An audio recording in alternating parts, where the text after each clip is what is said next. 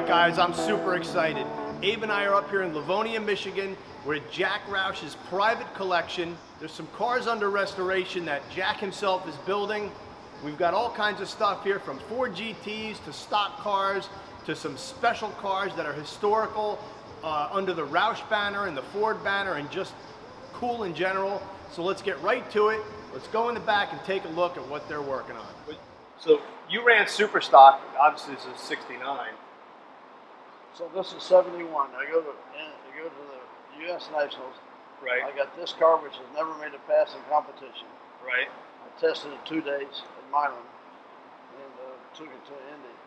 Nobody'd seen it. Oh. It was bad fast.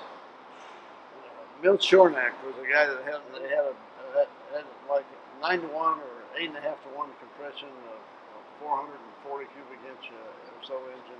Right. Big displacement, low compression. He was a record holder, and so I parked this car next to his in the Super Stock pits. And he and I are talking. He's interested in my Pro Stock car. I got a Pinto. I built a Pinto. Right, because you were running both classes at that time. Both classes. I blew the Pinto up first round. Oh. But it's steel connected rods in it. We haven't figured out the need thin oil. So. But this is a Cobra Jet. It's Cobra Jet. So anyway, I got on Milt the first round. I asked him once, what are you going to do with this field of cars, 24 cars? And I'm respecting the fact that I've got a car in there. He said, well, I'm just going to wait for a nice, comfortable green. He said, I'm going to drive on by him.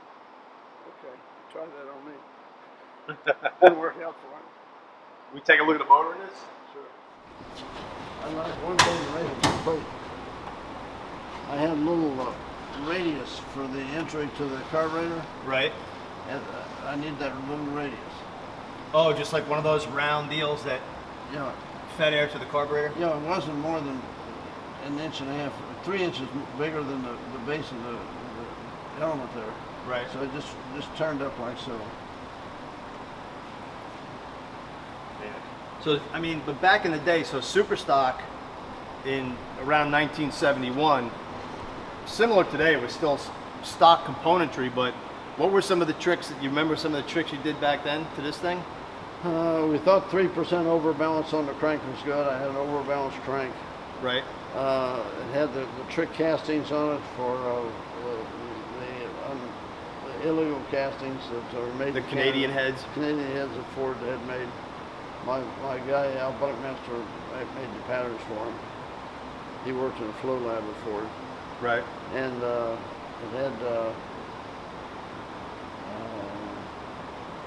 just the regular stuff, polished rods, and does this car have a particular story? Because didn't you get it back at some point? oh yes, I sold it at.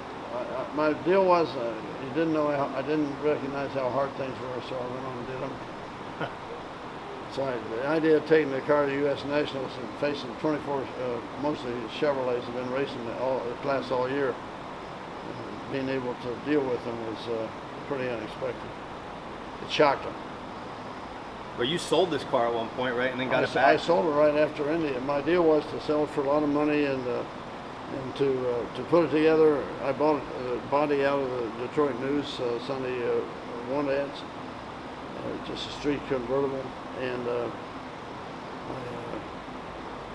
sold it for a lot of money. And a guy called Susan up and 10, 15 years later and says, I got one of your dad's Cobra Jets. Would you reckon you'd like to have it back? She said, I don't know, I'll check. She asked me, and I said, well, the only one I'd be interested in is that convertible, because that's an unbelievable story. And she says, yeah, that's why he's got some convertible. And this is that car. So I paid the same price for it. He paid me for it, and it had a blown up engine. The heads are gone. The heads are gone. But it looks pretty good today, though. Yeah. Man. They'd done some things to it to screw it up. I spent 6 months restoring it to get it back to where it was. Got the Keystone mags on it. We were looking at those.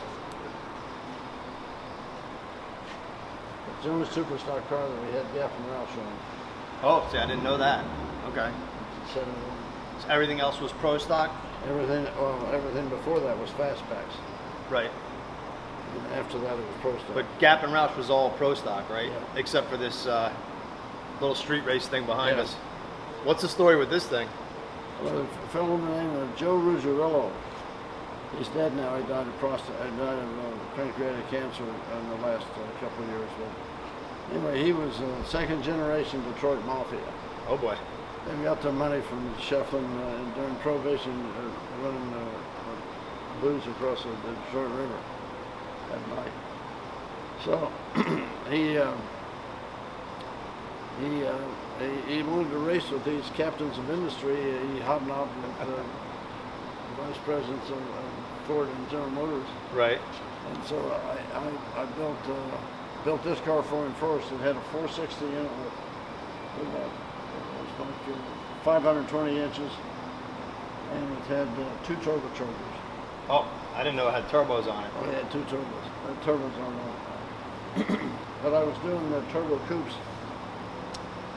doing turbo coupe development for Thunderbird. So I took 2 little Thunderbird converters, turbochargers, and hung one on each side. It would power into the wheel stand. It just looks mean sitting there, and obviously the history of this car, obviously it went on to be a big street race machine, and it doesn't look like much when the hood's down, but we'll take a peek under the hood. It's got a big block that's actually set back, the firewall is moved, so you did a lot of sneaky stuff on this thing to make it go quick. And for the time, for the mid-70s, it was a like a 950 car, which was, for the mid-70s, was probably running almost as quick as the Pro Stocks were. It was pretty close. It must have had, it could easily have 12 or 1400 horsepower. Oof. That is wild.